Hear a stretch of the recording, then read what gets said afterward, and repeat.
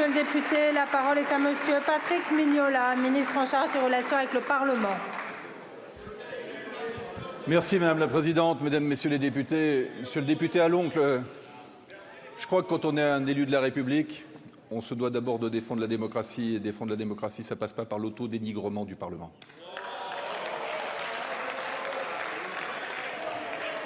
Vous savez, il y a un an, le Président de la République a choisi de redonner la parole aux Français. Et je crois qu'il faut respecter cette parole. Quelle était la question qui leur était posée? Est-ce qu'ils allaient choisir de donner une nouvelle majorité évidente et écrasante au Parlement, ou est-ce qu'ils allaient au contraire choisir d'en faire le miroir de leur propre diversité? Ils ont choisi la diversité.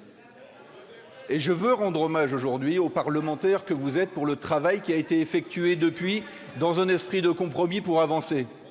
Après avoir doté la France d'un bloc de textes financiers et budgétaires, vous avez voté des textes agricoles, puis des textes régaliens sur le narcotrafic et sur la justice des mineurs, puis des sujets sociétaux sensibles dans lesquels tout le monde a salué l'attitude de l'Assemblée nationale, des textes économiques et sociaux. Et à la fin de cette semaine, on aura terminé le projet de loi de simplification de la vie économique. Ce sera l'énergie au mois de juin, avec 2 lois Mayotte, sous l'autorité du ministre d'État et du Premier ministre, qui auront encadré cette action du gouvernement. Le Parlement n'a jamais été aussi puissant, pour peu qu'il travaille dans un esprit de compromis.